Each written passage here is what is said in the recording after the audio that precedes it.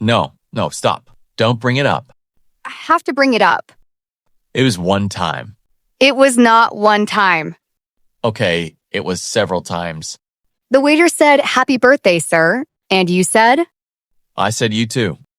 You said you too to a man wishing you happy birthday. My brain was closed for business, Emma. Nothing. We're going to come back to this. Please don't. Oh, we're absolutely coming back to this. Hello, English learners. We are so happy you're here.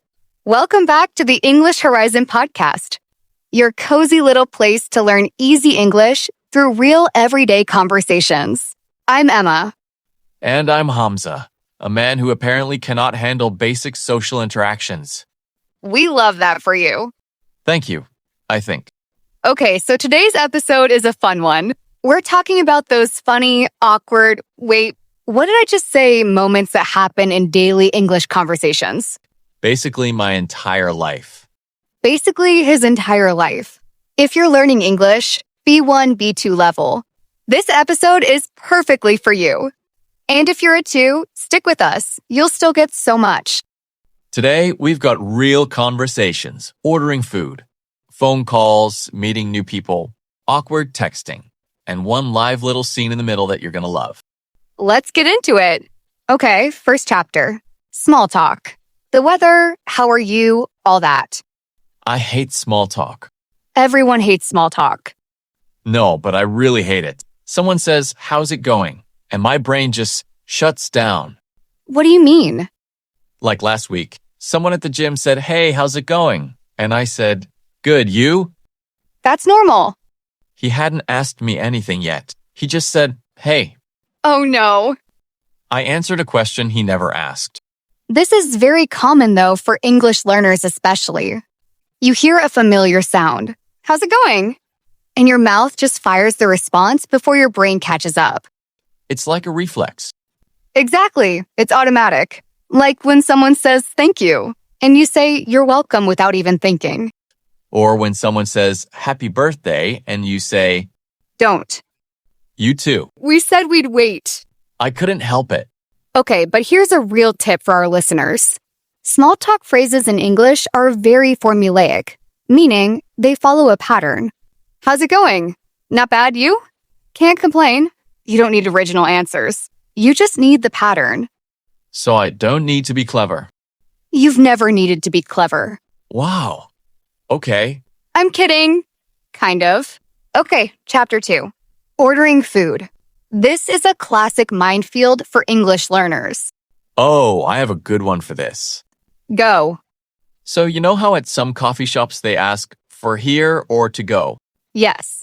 My friend, when he first moved here, he thought they were asking before you go, like, do you want anything before you leave? No.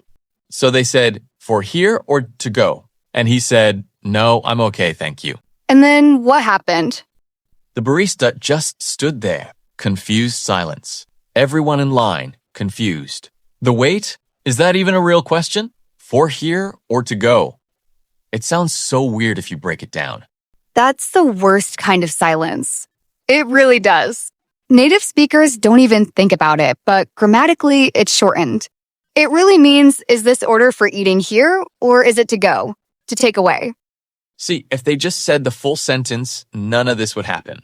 But English loves to shorten things. That's actually a whole skill, understanding reduced speech. When native speakers cut words down in fast conversation. Like, what do you want? Instead of, what do you want? Exactly like that. Or gonna, wanna, gotta.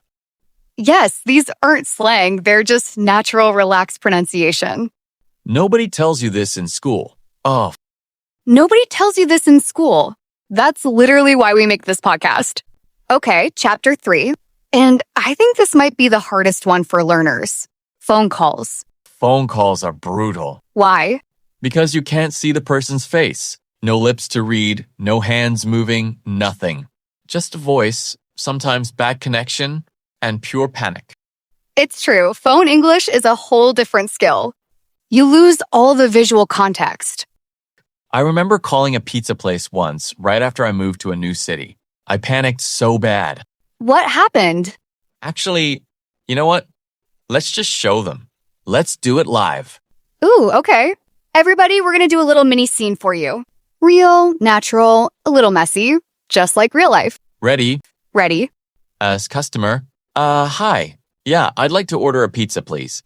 As employee. Sure thing. What can I get started for you? Can I get a medium pizza? Absolutely. What toppings would you like on that? Pepperoni and, mushrooms, I guess. Got it. Anything to drink with that? Sorry, what? Anything to drink? Oh, no, I'm okay, thank you. No problem. Can I get a name for the order? Wait, my name? Or like, is this for here or to go? It's a phone order. Hamza, there's no here. See, this is what happens. My brain just grabs the nearest phrase it knows. That is so real, though. When you're nervous in a second language, your brain reaches for familiar phrases, even when they don't fit the situation. It's like my mouth is on autopilot and it's a bad driver. A bad driver? I love that. Okay, so for listeners, what actually happened here functionally? Let's break down what a phone order needs. Right, so size, toppings, drink, and name. Exactly. 4 simple pieces of information. If you know that pattern before you call, the whole call gets 10 times easier. I wish someone told me that pattern before my humiliating pizza call. Well, now you're telling thousands of people. Silver lining. Okay, chapter 4, texting. This one's a bit different because it's written, not spoken, but it can be even more embarrassing. Autocorrect has ruined lives. It really has. Do you have a story? Oh, I have the story. Go on. So I meant to text my coworker.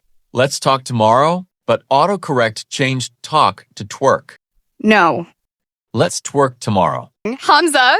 I sent it to my coworker before a client meeting. Did you catch it in time? No. She replied, excuse me? And I had to send like 5 follow-up texts explaining it was autocorrect.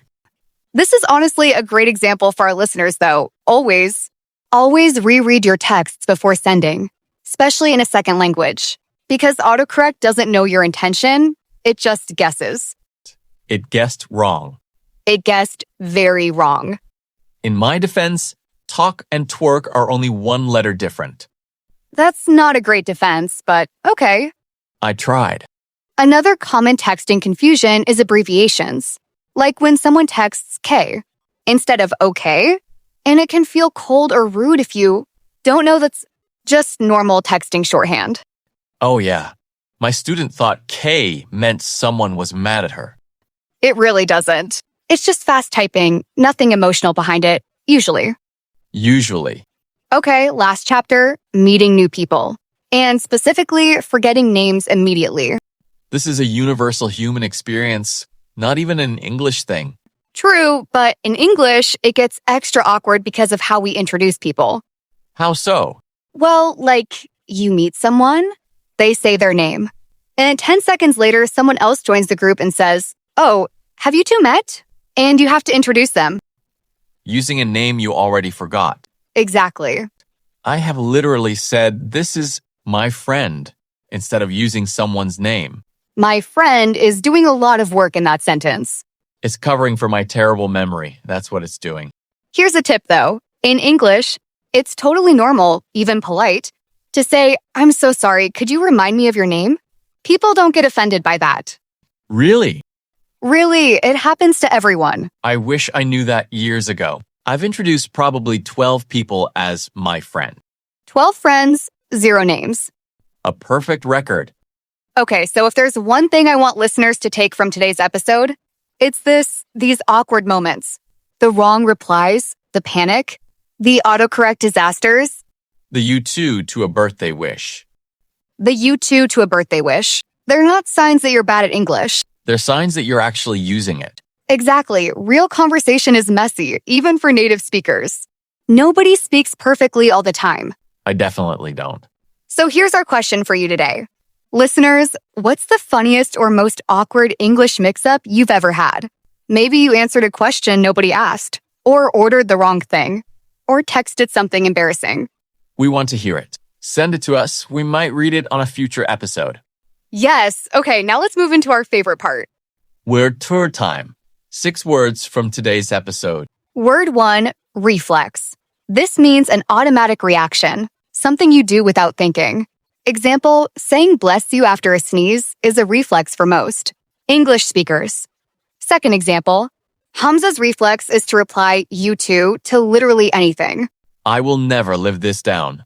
Never. Word 2, formulaic. This means following a fixed pattern or formula, not very original. Example, small talk questions are pretty formulaic. How's it going? Not bad, you? Second example, Emma's compliments to me are formulaic. Always something about my growth. They're genuine.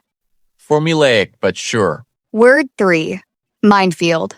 This means a situation full of hidden dangers or problems. Example, ordering food in a new language can feel like a minefield. Second example, meeting new people is a minefield for Hamza. One wrong you too and boom. Boom indeed. Word 4, panic. A, sudden strong feeling of fear or worry that makes it hard to think clearly. Example, he felt total panic when the waiter asked a follow-up question. Second example, panic is exactly what happened during my legendary pizza phone call. Legendary is generous. I'm rebranding it as legendary. Word 5, shorthand. A quicker, simpler way of saying or writing something.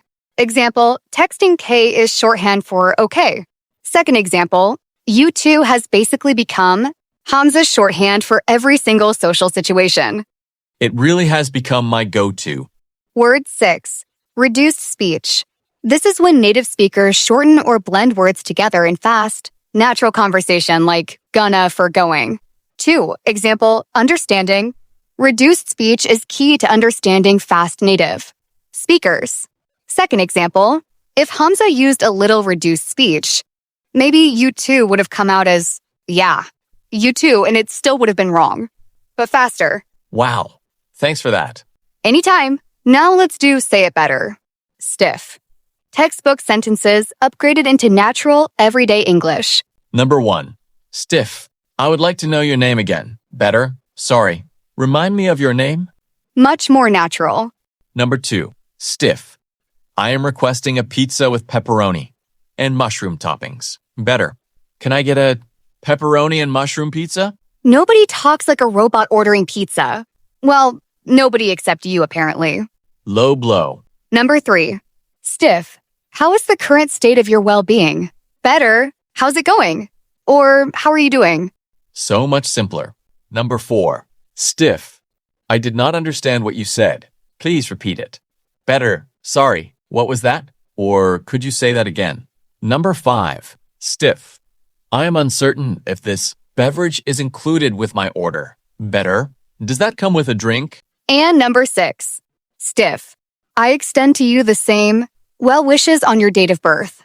Better. Happy birthday to you too. Emma, I couldn't resist. I regret this whole episode. You don't. You love it. I love it. All right, everyone. That's it for today's episode. Remember, mix-ups, mistakes, awkward silences. They're all just proof that you're really out there speaking English. And if you accidentally say you too to your barista someday, Just own it. just own it. Thank you for spending this time with us. Keep listening, keep practicing, and we'll see you in the next episode. Take care, everyone. Bye for now. Bye. And, you too. Wait. And that's a wrap.